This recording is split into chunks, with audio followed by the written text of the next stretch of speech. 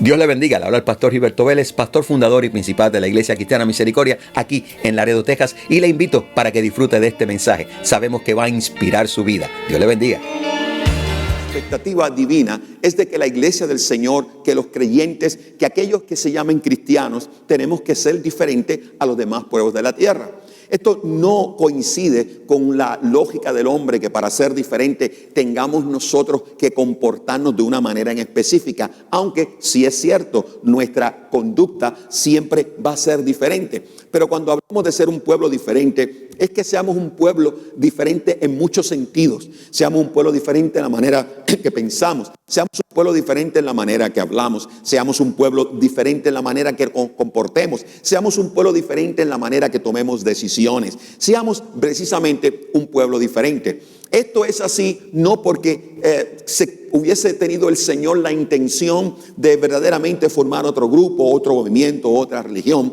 sino que el Señor tenía para nosotros en la cruz del Calvario un propósito diferente, el formar en nosotros, el hacer de nosotros una generación diferente de hombres y mujeres que fueran capaces de poder mostrar al mundo lo que es Dios, su poder, y sobre todo que pudiéramos preparar al mundo para el momento final. El momento en el que el Señor viniera a levantar su iglesia, el momento en el que el Señor viniera a establecer su reino en esta tierra.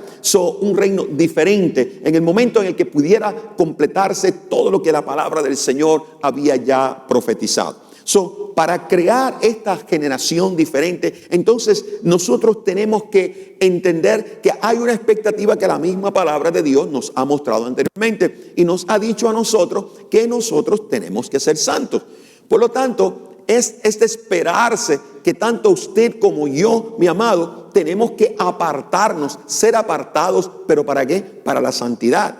La palabra muchas veces se identifica y dice: este pueblo ha sido apartado para mí, ha sido separado para mí. Obviamente la definición utilizada en esta declaración va mucho más allá que nosotros seamos un grupo exclusivo. No, Señor, hemos sido apartados, hemos sido separados para adoptar un estilo de vida que nos clasifique como gente santa. Ahora bien, cuando hablo de gente santa, no es que un grupo de gente buena, de buena gente, no, algo mucho más de eso. Bueno, porque bueno nunca vamos a poder ser. Ninguno de los que está aquí, por más que intente ser una persona buena, hay un momento en que vamos a fallar. El mismo Jesús estuvo claro en cuanto a esto. Cuando el muchachito joven que venía corriendo le dijo: maestro bueno, y dijo: no me llames bueno. Para comenzar, no me llames bueno.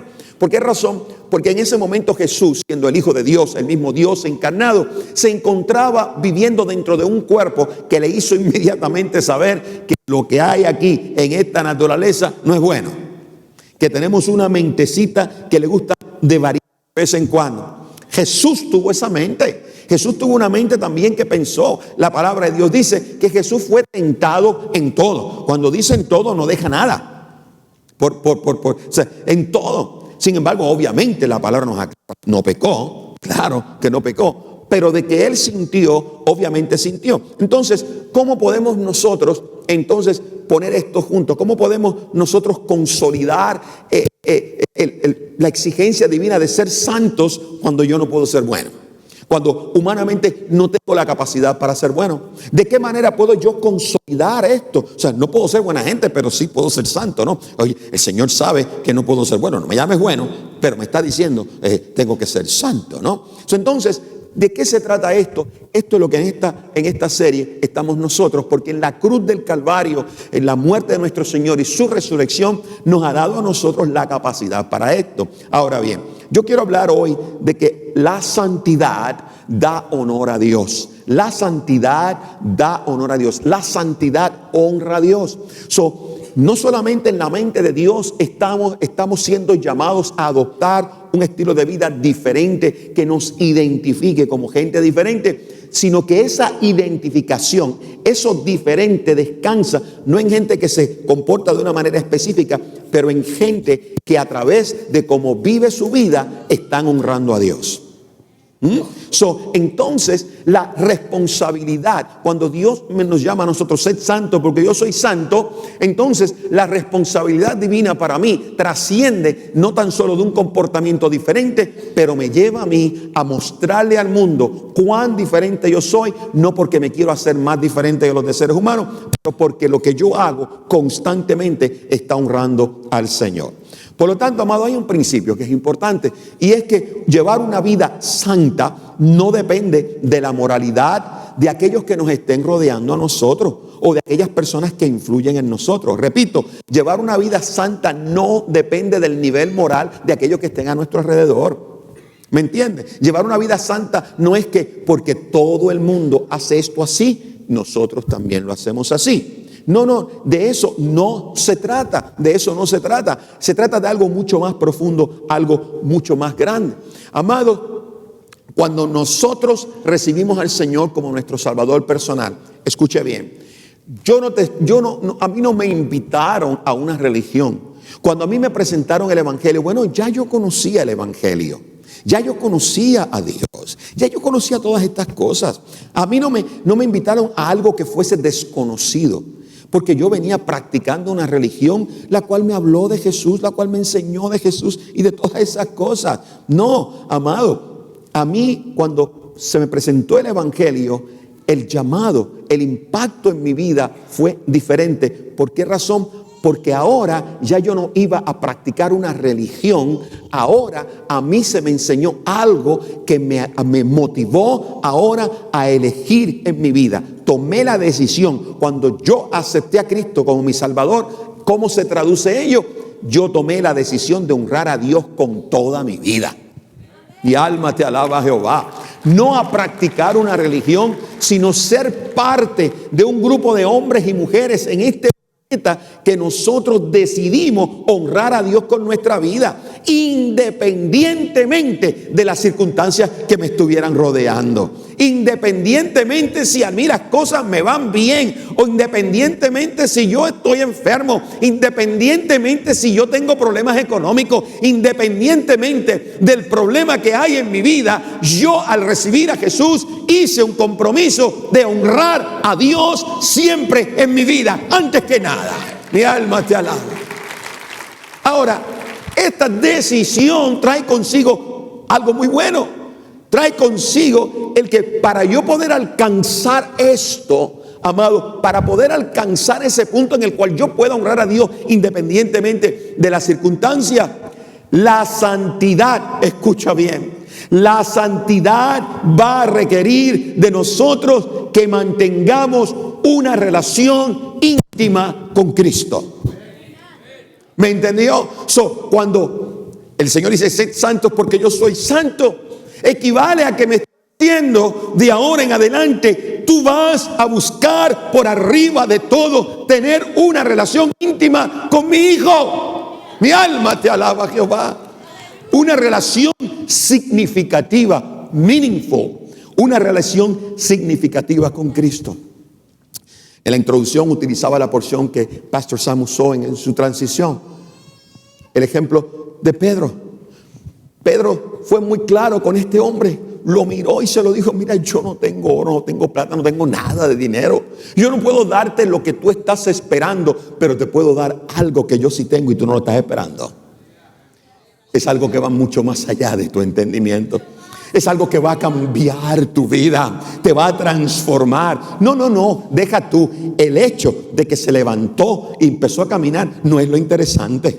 Lo interesante es que se levantó, comenzó a caminar, entró en el templo, donde nunca había podido entrar, donde nunca había podido llegar porque era un pordiosero, donde no le iban a permitir, la religión hebrea no le iba a permitir entrar en ese lugar. ¿Por qué razón?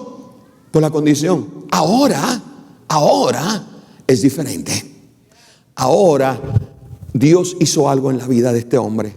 Ahora Cristo Jesús vino a formar parte de la idiosincrasia y la profundidad de él.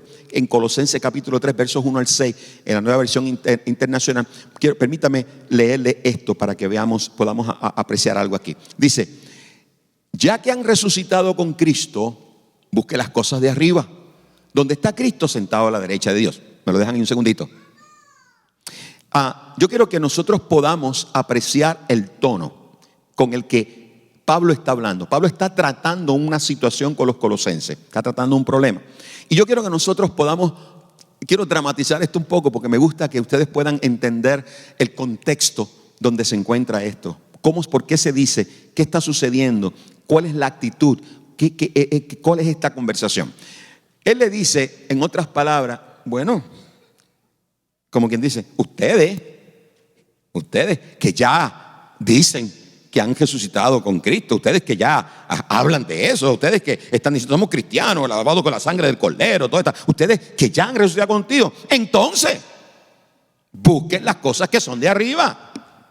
Hello, en otras palabras, como decirle, hello, entonces busquen las cosas. Si ustedes dicen que ya resucitaron con Cristo, ¿qué hacen mirando para acá abajo? ¿Qué hacen mirando para la tierra? ¿Qué hacen mirando lo secular? ¿Qué hacen mirando todo ello? No en balde el apóstol dejó escrito que no amemos al mundo ni las cosas que son del mundo. En otras palabras, si tú resucitaste con Cristo, entonces busca las cosas de ¿dónde? Las que son de arriba. Dice, ¿dónde? ¿Por qué? Porque ahí está Cristo sentado a la derecha de Dios. Mi alma te alaba, Jehová, ¿no? Busca las cosas de arriba porque ahí que está el Señor sentado. Segundo versículo nos dice a nosotros, bien interesante, y esto se los quiero dramatizar. Concéntrense. Hello, concéntrense en las cosas de arriba, no en las de la tierra. O sea, si miras para arriba, hey, enfócate. Ya de una vez no andes fastidiando con lo de la tierra. Concéntrate en las cosas que están arriba. No solamente mira para allá, sino busca que lo que hay allá arriba te llegue a ti. Tercero, dice el verso segundo, pues ustedes han muerto. Wow. Me llama mucho la atención la perspectiva paulina en este versículo, sobre todo en esta parte. Me da mucho porque te está hablando tu condición presente. Te está diciendo, ustedes ya murieron, ustedes han muerto y la vida de ustedes está escondida con Cristo en Dios. Esta perspectiva paulina es interesante porque amplía en nosotros el espectro de donde yo estoy parado. Y nos dice, Pablo les recordó a esta gente, mire, es que entiéndanlo ya, el yo, el tú, tu carne, eso está muerto. Claramente por eso nos habla de que nosotros morimos a la carne. Digo, tenemos nuestra naturaleza, está ahí, pero yo la considero muerta, no la considero viva. Aunque como de vez en cuando intenta resucitar, ¿o no? De vez en cuando intenta resucitar, pero inmediatamente entiendo que la palabra me dice, yo he muerto, estoy muerto, esa parte de mí estoy viva, y su vida, o sea, tú estás muerto para eso, pero no estás muerto, pero no muerto. O sea, tú estás muerto en la carne, pero tú estás vivo en el espíritu. Y eso no se nos olvide, porque Jesús lo dijo claro, yo he venido para que tengan vida y para que la tengan en abundancia, ¿no? Cuando dijo tengan vida, para que tengas la capacidad de vivir y vivir con calidad, ¿no? Esa vida que tienes, esa está protegida en Cristo, con Cristo, en Dios. El próximo versículo dice, cuando Cristo, y lo vuelvo otra vez a enfatizar nuevamente, ¿se acuerdan lo que acabo de decir hace un momento? He venido para que tengan vida, tengan abundancia. Cuando Cristo, que es la vida de ustedes. Ahora, yo quiero que mires esto. Cuando Cristo, que es para ustedes lo más grande, o aquí ustedes no han dicho, es que para mí el Señor es lo más grande en mi vida. Entonces, cuando Cristo, que es la vida de ustedes, que es lo más grande que ustedes tienen, que es el sentido en sus vidas, que es el propósito en sus vidas, que es quien se levanta con ustedes, que es quien se acuesta con ustedes, que es aquel que está pendiente a todo. Cuando Cristo, que es la vida de ustedes, se manifieste, entonces también ustedes serán manifestados con Él en gloria. Aleluya. Ahora, que la vida de ustedes se manifieste, entonces también ustedes serán manifestados con él en gloria. Esta expresión tiene varias connotaciones teológicas. Por ejemplo, cuando habla del futuro, cuando habla de que el Señor venga por su iglesia, todas estas cosas son correctas. También hay una connotación teológica aquí muy importante, y esta tiene que ver cuando Él se manifiesta en su vida. O sea, cuando Él viene y obra en tu vida, entonces también ustedes van a ser manifestados en la gloria de Dios. Cuando Él obre, ustedes verán la gloria de Dios. En otras palabras, mi alma te alaba, Jehová. Cuando yo diga he visto la gloria de Dios, es porque yo he sido testigo en mi vida de una obra que ha hecho Dios conmigo, porque he creído en ello. Versículo que sigue dice: por tanto, nos da a nosotros ahora esta porción una grande responsabilidad, y esa responsabilidad es tuya. Por tanto, ¿qué dice? Hagan morir. ¿Aló? ¿No me escucharon? Por tanto, hagan morir todo lo que es propio de la naturaleza terrenal. Cuando él utiliza esta expresión, hagan morir todo lo que es propio de la naturaleza terrenal, amados, él hace referencia a una realidad en nuestras vidas. Él hace referencia a una realidad en nuestras vidas. En todos nosotros existe una concupiscencia. Amén. Existe la concupiscencia, existe aquello que nos atrae hacia el pecado, ¿no? Nadie peca por chiste. Nosotros pecamos porque queremos. Nadie peca porque el diablo es quien lo está haciendo pecar. El diablo no hace pecar a nadie. ¿Entendió? Así que no venga conmigo, pastor, fue que el diablo me hizo pecar. Mentira. El diablo nunca te va a hacer pecar. El diablo te tienta, pero tú solito decides faltar a la voluntad de Dios. Nosotros solitos decidimos hacerlo eso, ¿no? Pues entonces, cuando hagas morir todo, hagas morir. O sea, me da la responsabilidad a mí, ¿no? Inmoralidad sexual, impureza, bajas pasiones, malos deseos, avaricia, la cual es idolatría. Sigue con el versículo que sigue. Por estas cosas, dice, es que viene el castigo de Dios. Por estas cosas, por estas desviaciones. Amado, cuando hablamos de estas cosas, viene el castigo de Dios. Sencillamente, por estas cosas es que pagamos nosotros ciertas consecuencias en nuestra vida. Mire, Dios no tiene que castigarnos a nosotros. Nos castigamos nosotros mismos. ¿Aló? ¿Me entendió? ¿Está claro conmigo, no? Dios no tiene que castigarme a mí con nada. Yo solito me castigo porque el pecado trae consecuencias. Y son las consecuencias que yo he buscado al desobedecer al Señor en algo en particular.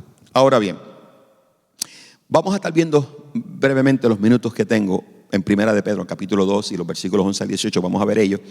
Y vamos a ver con mucha claridad que la santidad no es para tratar de hacernos buenos a nosotros, sino para que tú y yo, como mencioné hace un ratito, podamos dar la honra a Dios. Ahora, yo quiero que tú sepas esto, que la santidad no es tratar de fingir una vida moral.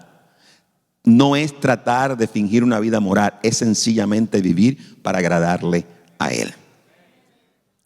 Repito, la santidad no es tratar de fingir una vida moral. De hecho, yo quiero que tú sepas, tú no tienes que ser cristiano para vivir una vida moralmente correcta. No tienes que ser cristiano porque Dios nos hizo a nosotros los seres humanos con la capacidad de vivir una vida moral sin tener que ser un creyente. Un ateo puede vivir una vida moral. Y de hecho hay ateos que son más derechos que los creyentes. ¿Por qué razón, amados? Siempre los ateos y los agnósticos atacan a los creyentes. Nos dicen, ¿cómo es posible que Dios, siendo un Dios perfecto, hizo a un ser humano tan imperfecto como tú?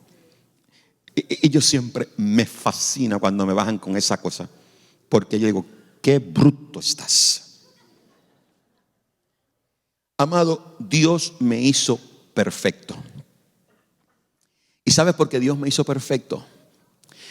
Porque me hizo tan perfecto que me dio la capacidad a mí de yo decidir entre lo que es bueno y lo que es malo, o responder a lo que es bueno o a lo que es malo. Me dio la capacidad de que yo decidiera eso.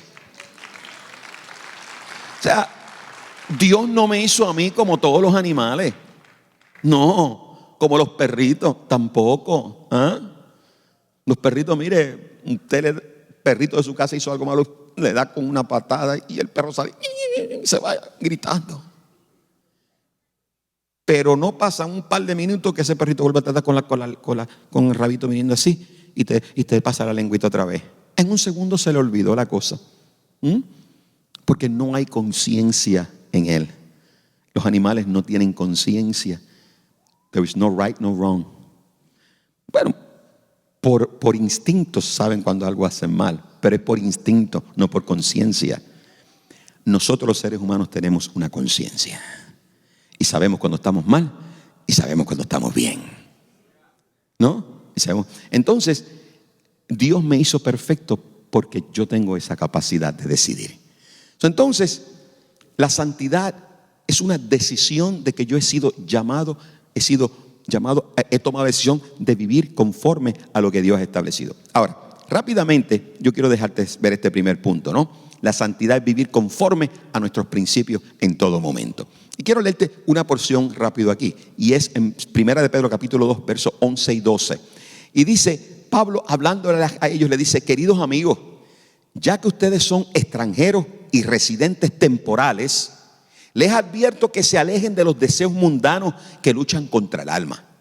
Procuren llevar una vida ejemplar entre sus vecinos, no creyentes. Dice, así, por más que ellos los acusen de actuar mal, verán que ustedes tienen una conducta honorable y le darán honra a Dios cuando Él juzgue al mundo. Mire qué palabra, y esto utilicé la nueva traducción viviente porque me fascina cómo lo expresa, no hay ninguna duda. Procuren llevar una vida ejemplar entre sus vecinos no creyentes. Amén. Procuren llevar una vida ejemplar. Procuren, hagan el esfuerzo por aquellos que le miran, vean quién es usted, no por lo que dice, sino por lo que hace. No en balde el apóstol dijo, tengamos cuidado que hay una nube de testigos que nos está rodeando. Hay una nube de testigos que nos está rodeando. Amado, en este versículo, sobre todo la primera parte de este versículo, cuando dice, queridos amigos, ya que son extranjeros y residentes temporales, en otras palabras, nos advirtió a nosotros que usted y yo en este mundo somos algo diferente, ¿no? Y él nos comparte, o sea, aquellos que se encuentran dentro de la escala inferior, en la parte de abajo, porque cuando somos extranjeros, cuando las personas que en aquel entonces, cuando se escribe esto en Primera de Pedro, yo quiero que ustedes sepan el contexto en donde escriben esto. Primera de Pedro se escribió en el año aproximadamente 70 después de Cristo. Y quien escribe esto, Pedro es quien dicta todo. O sea, aparentemente Pedro es quien habló, pero había uno que caminaba con Pedro que se llamaba Silvano. Y Silvano era un tipo muy inteligente, de mucho estudio, por lo que el libro de Primera de Pedro y Segunda de Pedro está escrito en un lenguaje griego muy elevado, muy elevado. Entonces, Pedro decide hablar con esta iglesia, darle este mensaje, porque la iglesia estaba localizada en lo que se conoce hoy como Asia Menor, o se llama el Asia Menor, en aquel entonces todo lo que era Asia Menor, y entonces estaban atravesando un momento difícil, porque aunque este evangelio sale en el año 70, ya Pedro había muerto, cerca del año 64 por ahí, él fue martirizado en el año 64 por ahí, y vino como resultado de que en la historia quedó registrada que Nerón, el emperador Nerón, se arremetió contra los cristianos y los comenzó a matar porque se enojó que habían quemado la ciudad. Habían quemado la ciudad. Y entonces Nerón dijo, estos fueron los cristianos. Los cristianos quemaron la ciudad. Y se arremetió y empezó a perseguir la iglesia. Quiero que tengas esto para cuando él está hablando a gente que está viviendo en Roma, que no es su país, que no es nada, son extranjeros y son lo más bajo que hay allí en toda la nación. La gente que menos amaban eran a los cristianos, eran lo de abajo, ¿no? Entonces, Pedro utiliza esto para dejarnos a saber a nosotros que nosotros los cristianos, los creyentes, somos los más de abajo en este mundo. Porque este mundo no es nuestro mundo. Y este mundo nos persigue y persigue nuestras creencias y persiguen lo que nosotros vivimos. Ahora nos atacan porque amamos al Señor, nos atacan porque amamos la vida y estamos en contra del aborto. Nos atacan porque nosotros defendemos a la ley y a los policías, los oramos por ellos. Nos atacan por tantas cosas. ¿Por qué razón? Porque no están de acuerdo con nosotros. Todo el mundo en este país ahora tiene derecho a hablar, excepto cuando tú hablas y hablas lo que es correcto. O sea, nosotros ahora estamos llamados a escuchar a todo el mundo y aceptar lo que digan. Pero si yo digo algo, en Canadá, si yo hablo y yo digo algo fuerte en contra del estilo de vida homosexual, yo voy preso. En Canadá. Cuando uno va a predicar a Canadá, lo primero que te dice el pastor en Canadá es: varón, no puedes hablar de esto aquí, porque te meten preso a ti, me meten preso a mí también. No pueden, porque nos están dictando. Ya no hay libertad, ¿ok? Ya no existe. Pablo nos está diciendo a nosotros esto y por eso es que lo pone de esta manera. Así que yo quiero que tú entiendas que nuestra posición como nuestra posición ahorita mismo, como posesión de Dios, mi posición, escuche bien, no estoy diciendo la misma palabra, mi posición como posesión de Dios, nos separa de la gente que está en el mundo y nos convierte a nosotros en extranjeros en este mundo. Así que ahora usted y yo vivimos, y escúchame bien, usted y yo, sea ciudadano americano, no sea ciudadano mexicano, sea de donde sea, después que seas cristiano, tú y yo, ahora mismo, nosotros vivimos en un país que no nos pertenece, porque ahora la única ciudadanía que yo tengo está con Cristo en los cielos. No importa el passport que tú tengas, nosotros no pertenecemos aquí. Esto, obviamente, que Pedro lo enfatiza para que darnos a entender que nosotros los cristianos estamos socialmente excluidos, ¿no? Y nos tiene que servir como base para ver cómo vamos a vivir nosotros en esta vida. Por lo tanto, cada vez que los cristianos experimentamos hostilidad en el mundo, nosotros hemos sido llamados a tener paciencia. Y yo, en lo personal, no soy muy paciente. No soy muy paciente. Pero por eso es que la santidad entra en juego. Porque hemos sido llamados a ser pacientes. Por lo tanto, la santidad en medio del sufrimiento es lo que aplica para mi conducta de vida. Repito, la santidad en medio del sufrimiento es lo que aplica para mi estilo de vida.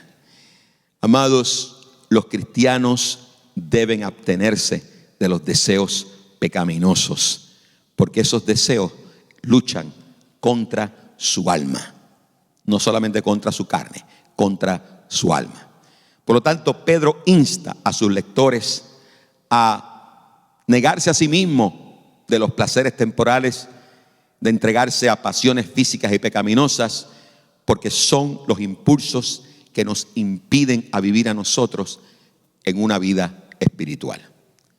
Cuando vemos en esta porción que Pablo nos incita y apártese en esto y esto y esto, no es para hacer de nosotros buenas personas y personas morales. No es para hacernos personas morales, porque moral puede ser cualquiera. Es para que tú y yo podamos vivir una vida espiritual, que de eso se trata.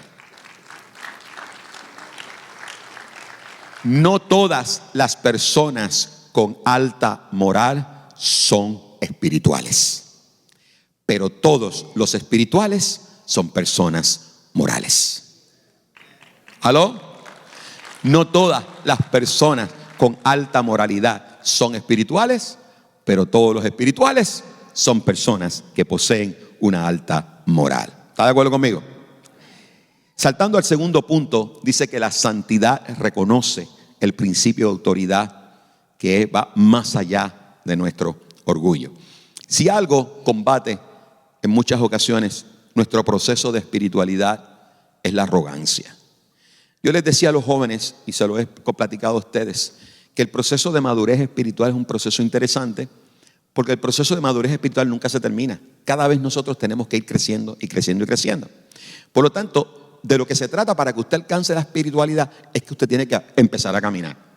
Porque la madurez espiritual es el punto donde yo estoy, a donde yo debo estar o llegar. Ese caminar de donde yo estoy a donde yo debo estar, ese es el proceso de madurez espiritual. Y mientras usted vaya caminando ese camino, entonces la cosa va a ser diferente. Usted será una persona espiritual. Ahora, la arrogancia en el ser humano, el orgullo, porque a veces hay gente que hace lo malo no porque quiera hacerlo, pero porque son arrogantes. Y eso es lo más duro en todo esto, ¿no?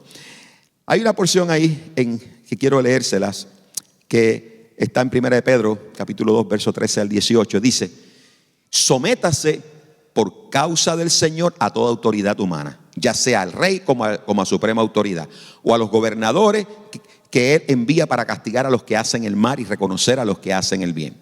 Porque esta es la voluntad de Dios. Esta es la voluntad de Dios. Esta es la voluntad de Dios. Esta es la voluntad de Dios. Que practicando el bien, hagan callar la ignorancia de los insensatos. Aleluya.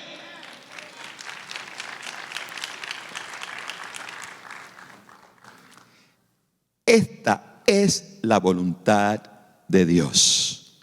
¿Cuál es?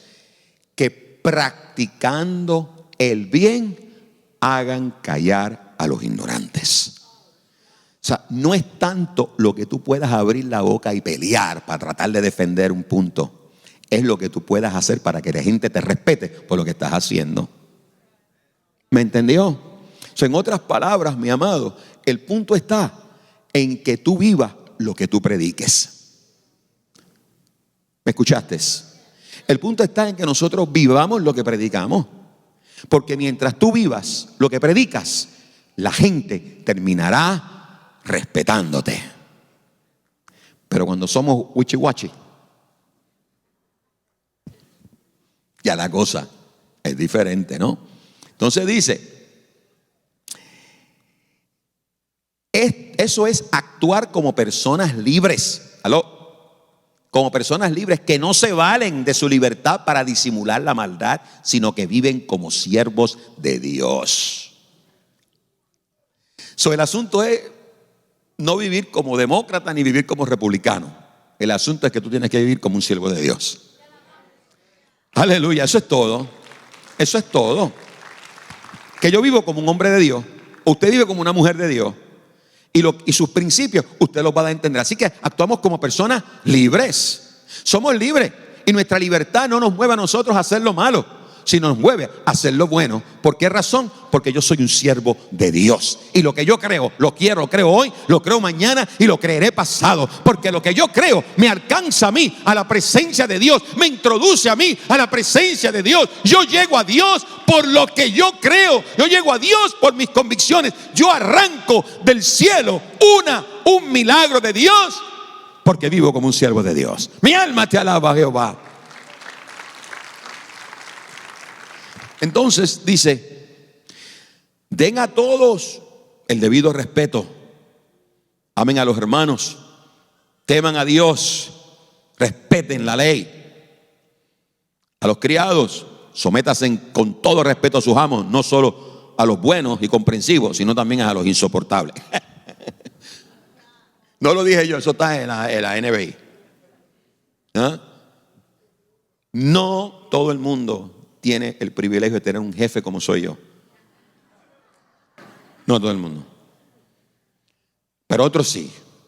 Sométase, y no solo a los buenos y comprensivos, sino también. ¿Sabe por qué, mi amado? Porque nuestra conducta es lo que muestra la profundidad del amor que yo he recibido.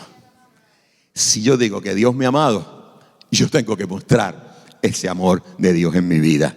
Me trates bien o me trates mal. Amado, el pueblo de Dios debe vivir de manera humilde y sumisa en medio de cualquier sociedad hostil, impía y calumniadora. Y lo hacemos por el bien del testimonio del Señor, para que otros puedan creer en Él aún sin haberle visto. La conducta rebelde en un cristiano trae deshonra para Cristo. Amado, nosotros tenemos que vivir en esa obediencia. Termino con este principio. Las muestras de sumisión son prueba irrefutable de nuestra capacidad de obediencia. Sumisión no significa una obediencia ciegas, pero sí una obediencia encarnada en los principios de justicia que guían nuestra vida. Repito, obediencia encarnada en los principios de justicia que guían nuestras vidas. Eso es lo que es sumisión. Nosotros no estamos sometidos porque somos esclavos, estamos sometidos porque somos libres. Mi alma te alaba, Jehová. Y la libertad me hace entender a mí que cuando yo reconozco las leyes de mi país, yo soy libre. Amén. Obviamente, yo mantengo mi posición. La iglesia mantiene su posición. En el mundo quieren legalizar el aborto. Nosotros luchamos en contra de eso, porque es un crimen. Solo para mencionar algunas de estas cosas. Pero reconocemos, amamos la ley y esa es nuestra libertad. Somos libres para hacerlo. No lo hago porque me lo mandan, lo hago porque soy libre. Por eso es que la santidad da honra a Dios.